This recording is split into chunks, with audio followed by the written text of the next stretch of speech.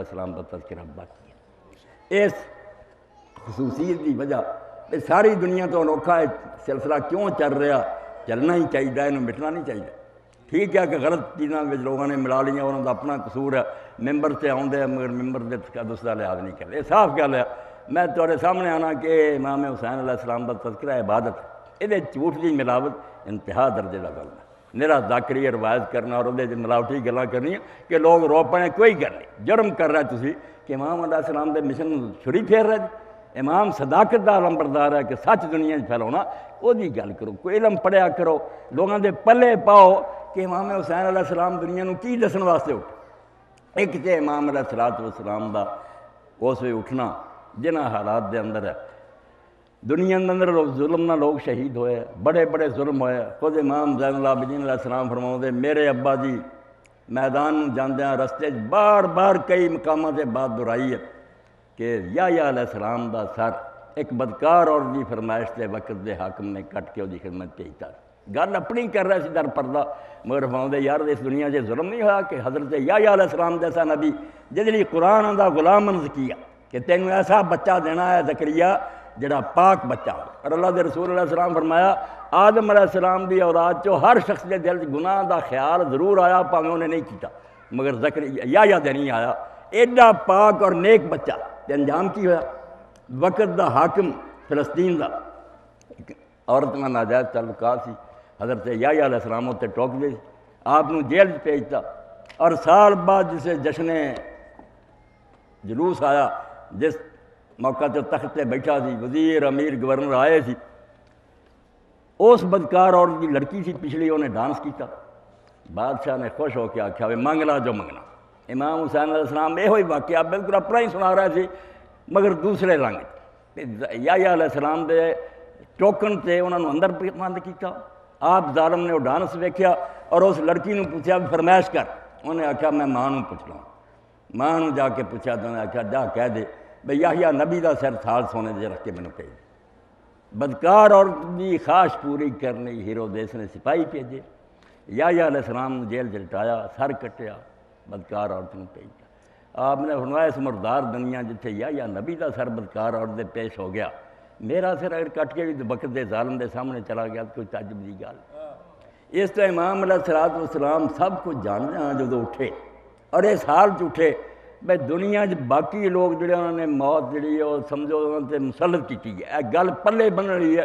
انبیاء علیہ السلام نے قتل کیتا تو نہیں سی جانتے بھی سانوں قتل کرنا ہے، انہوں نے ظلم نہ کر دیتا، مگر امام علیہ السلام ساری دنیا تو نرالے ہے بھائی بچپن تو جانتے میرا وقت آخر جڑا شہادت۔ یہ بالکل ایک انوکھی گل ہے۔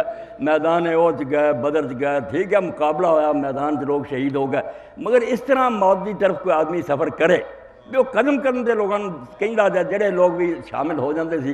تاریخ دی کتاباں اٹھاؤ، ارد گرد چوں کئی بدوی لوگ کافرے نہ شامل ہو جاندے سی کہ امام حسین علیہ السلام نے کوفیاں نے بلایا، اتنے حکومت بننی ہے، شاید سانوں بھی کوئی بچ موقع مل جائے۔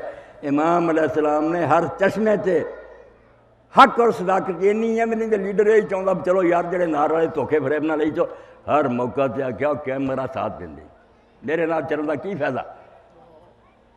الناس یسیرون والمنایا تسیر ما، میں چل رہا اور میرے نال اور میرے ساتھیوں دے نال موت سفر کر رہی ہے، میں موت دی طرف جا رہا، تسی میرے نال جا کافریاں دے قافلے رلے اور آپ نے انہوں ہٹاتا، اور کسرے بنی مقاتل تے پہنچے، ذرا اونگن تو بعد بیدار ہوئے تو بار بار کیا انا للہ و انا الیہ راجعون۔ تو علی اکبر علیہ السلام نے پوچھا کہ ابا جی انا للہ بار بار کیا؟